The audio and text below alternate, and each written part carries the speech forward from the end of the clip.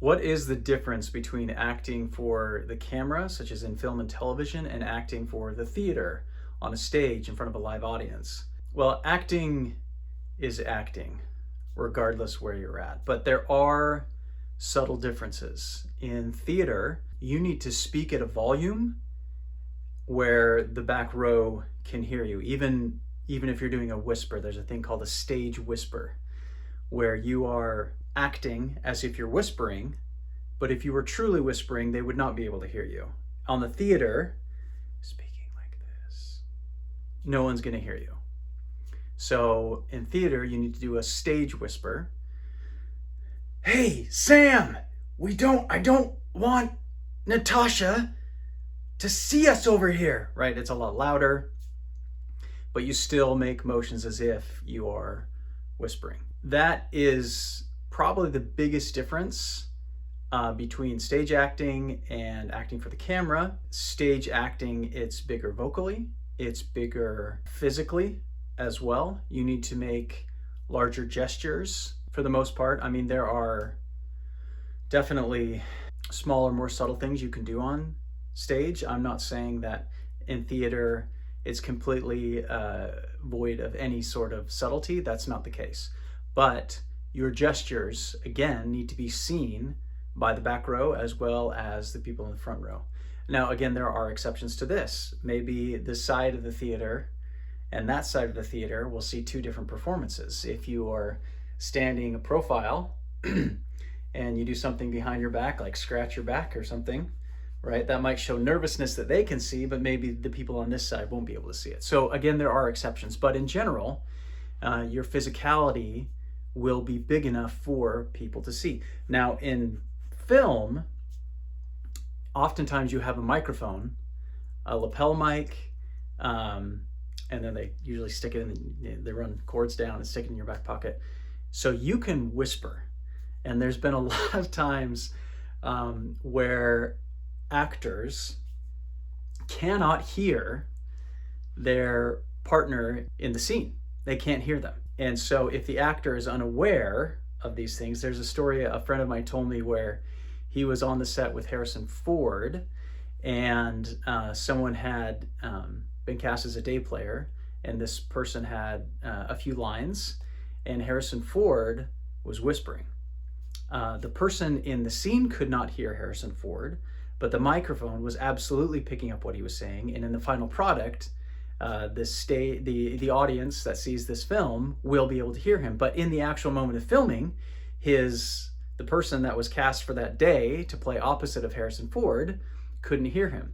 And she voiced it, and she said he needs to speak louder. He needs to speak up. I can't hear what he's saying. I can't hear my cues.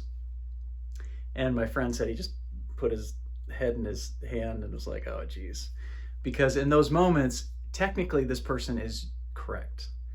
But you've got to kind of read the room. Harrison Ford is the bigger star. He controls a lot more power in that situation. And probably a better thing for her to do was to watch his mouth.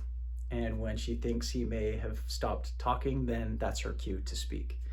There's all sorts of different things like that that happen in film that you just kind of have to know how to behave. You kind of have to know how to interact with the situation.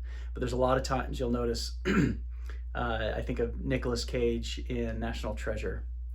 I'm going to steal the Declaration of Independence, right? He's always like whispering, and we can hear that because the microphone picks it up. But I guarantee a lot of people in that room when they're filming it can't hear a word he's saying.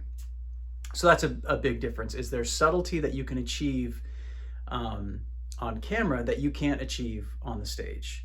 Vocally, physically, these things, you can do close-up shots with different movements and these types of things on camera. So that's a big difference. Another big difference is when you're on stage, it's live. So any mistakes that you make are immortalized in that performance, right? And you're adjusting in the moment, and there's a lot of improvisation. Even though it's staged, you know the steps you're going to take, you know your cues, you know your marks. It's live, and there's no cut, re-record, edit it together, zoom in on this, have the audience look at this. The audience sees the entirety of the play. That's another big difference. So both are acting, but there are differences to it, and some people prefer one over the other. One thing I have noticed is theater actors do a lot better at transitioning to film and television than the other way around. You see a lot of Shakespearean actors like Patrick Stewart, Ian McKellen. These people transition very well to film. They learn to tone down their actions and their voice and these sorts of things that work very well to film. But I see that it's a more difficult transition. Not that it doesn't happen, but like from film actors to the stage. An example is Shia LaBeouf when he was doing a play with Alec Baldwin, and Shia LaBeouf. I think he's a phenomenal actor, but he didn't transition well to the stage in that scenario. And there's a lot of that.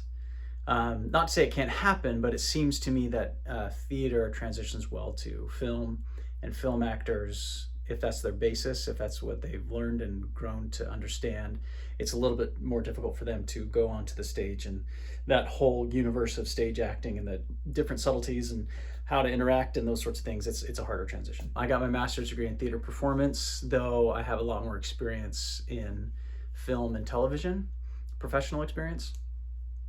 And those are things that I have noticed. I have a lot of opinions, I have a lot of thoughts on acting. A lot of them might be worth nothing. Nonetheless, I do have a lot of opinions. I've vacuumed into my brain hundreds of hours of interviews of actors talking about acting. I find it fascinating, I find it interesting. So, theater performance versus performances in film and television. I love you. That feels awkward.